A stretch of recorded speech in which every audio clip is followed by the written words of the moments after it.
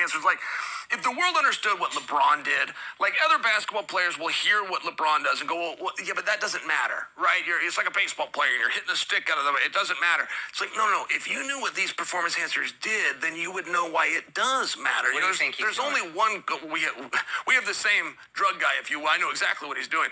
But there's only one golfer. Please tell. There's only one golfer. I'm not going to, but there's only one golfer that follows the big three. And the big three is EPO, growth hormone, testosterone. That's the Lance Armstrong diet. There's one golfer, but it's Tiger Woods. Like, yes, it does matter. People will say it all the time, it doesn't matter. John Daly won it. It's like, it matters. Trust me that it matters. EPO matters. It's the reason LeBron takes it. It matters. And if other basketball has understood what it did, EPO increases your red blood cells, which gives you endurance so you can play all game long. You can shoot in the fourth quarter just like you shot in the fourth minute. More red blood cells. Okay, got you. It's the king of performance enhancers. So you would prefer that, especially in a fight sport, to anything else? EPO is king. Because it's going to give you the stamina. Yes. That's why cyclists do it. That's why cyclists. Tour de France is. So that fifth round energy is the more human important. body is not made to do the Tour de France. I mean, the people that set that up are inhumane. So of course you have to go. Of course it's supernatural people that they're forcing them to take. Now that you're not competing, peds. are you still on? Yeah. You know, it perplexes me sometimes when I look at some of these sports talking heads praise LeBron like he's some god or something. Oh my God, he's 38 years old and he's doing this. He's 38 years old and he's doing this. Y'all know damn well y'all being disingenuous because y'all know about this dude. At the end of the day, you got to front for TV. I get it. But when it comes to the nefarious aspect of this world and these revelatory times, things are going to come to the fore. Things are going to come to the fore. As far as certain people we put on a pedestal, and I say we, not including myself, but we as far as just a people, you know, we're going to start to learn more about these people. You know, they're going to start to be more exposed because we are living in these revelatory times. That's why a lot of people are starting to, you know, become more aware of the demonic aspect of this society. You watching, you know, performances from Lil Uzi Vert where a lot of people are understanding what the vibration is really about. Like, all this shit is just demonic and satanic, and it just speaks to the prophetic aspect of this world. So we should be joyful that all this shit is going on because it lets us know that the Bible is legit and the Most High is legit. His word is legit. But I just wanted to read this article for context in regards to Mr. LeBron James. This is somebody that we understand is a project. He's an asset. He's high commodity. This is why he's able to elongate his career, because they allow it. They allow him to pretty much inject himself with all types of substances. It is what it is. And certain people who don't understand what be going on, they get mad at you when you clearly see what the fuck is going on. Man, 38 years old, able to dunk the way he dunks, move the way he move. Remember what happened when he went to Cleveland in the first year? When he took that 2-week time off in Miami, we already know certain aspects of what takes place in Miami in regards to the drugs, the administrations, so on and so forth. Dwight Howard, you know, he took a trip to Miami. So it's important for us to understand how to, you know, see beyond the surface when we get mesmerized by these athletes. I know some of us, we already know how to do that, but the majority of us, we get so caught up in what we see, we don't never question things. Like, how the fuck is he able to do this at 38? You know? And he's one of these athletes that stand out. And it's also a part of the LeBron James project. Like I said, I believe he's of royal bloodline.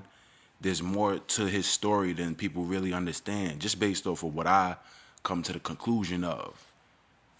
LeBron James is a project, man. He's a project, and there's a lot invested in him. Not only because he's LeBron James, but because I believe he's of royal bloodline. So it's more of a thing of, you know, seeing beyond the surface when it comes to this character. You know? A woman claiming to be a former employee of embattled alleged Major League Baseball steroids provider Anthony Bosch is now asserting that a close associate to NBA MVP LeBron James regularly frequented the clinic and each time took products with them designated for someone bearing the initials LB. According to IBN Sports, Rap, someone she further identified as Mr. Paul, Rich Paul, LeBron's childhood friend and one of his current agents is named Rich Paul would make monthly visits and carry off the agreed upon products. It could be Chris Paul. Shit, we already know about Chris Paul and how he's pretty much one of those assets that they allow to do whatever he wants to a degree.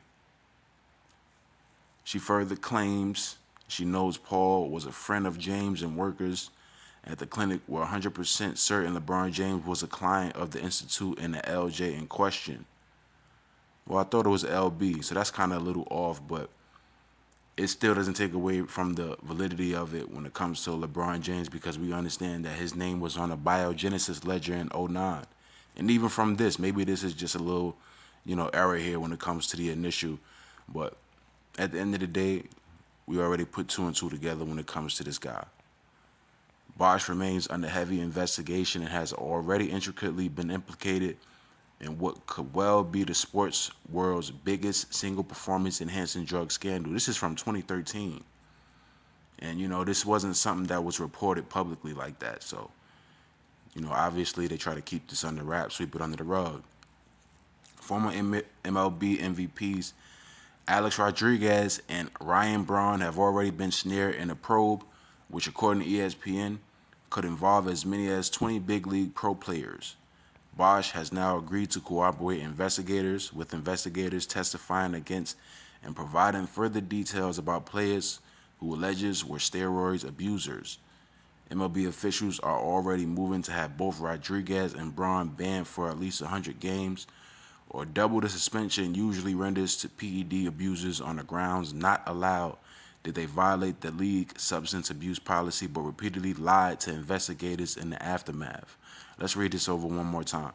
NBA officials are already moving to have both Rodriguez and Braun banned for at least 100 games, or double the suspension usually renders to PED abusers on the grounds not allowed did they violate the league substance abuse policy but repeatedly lied to investigators in the aftermath.